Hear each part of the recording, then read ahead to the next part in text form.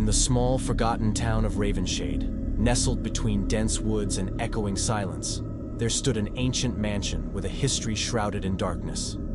The locals spoke in hushed tones about the Cellar of Despair, a hidden abyss beneath the mansion where nightmares were said to come alive. Legend had it that a reclusive family once inhabited the mansion. The father, a twisted alchemist, conducted unspeakable experiments in the cellar, delving into the forbidden realms of life and death. Whispers of tortured souls echoed through the corridors, a symphony of despair that clung to the very air. One stormy night, Emma, an adventurous soul with a fascination for the macabre, decided to explore the mansion. Armed with a flickering lantern, she descended into the murky abyss. The cellar's stone steps seemed to groan beneath her weight as she ventured deeper, the air growing colder with each step. In the dim light, Emma saw shadows that danced with malevolent glee.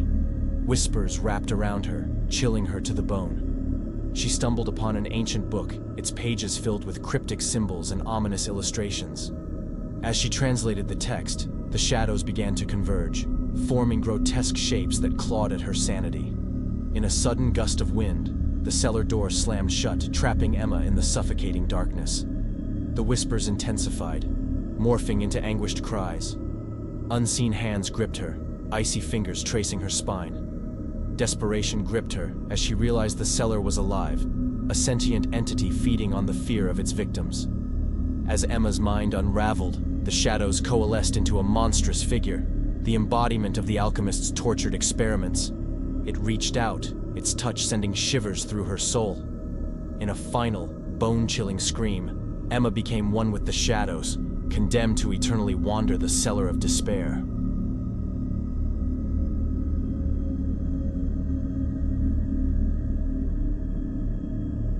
The old mansion at the edge of Black Hollow held secrets that time had buried, but never forgotten. For years, the townspeople avoided it, whispers of a curse keeping them at bay.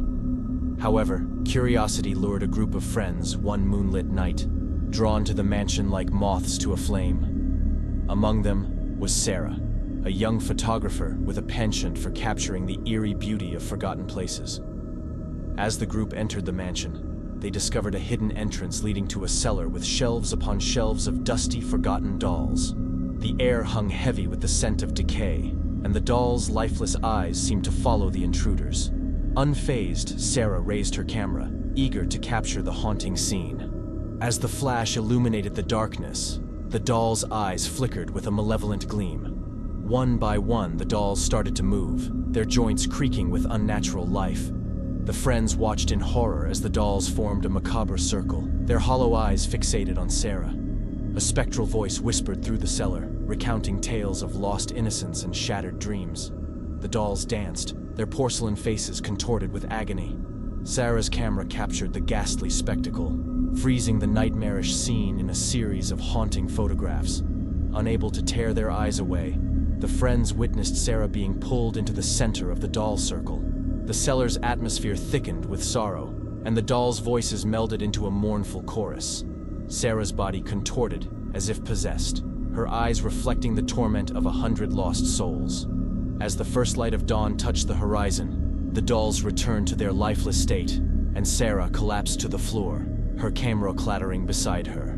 The photographs, when developed, revealed the twisted ballad of the forgotten dolls, a grim reminder of the curse that lingered in the cellar of despair.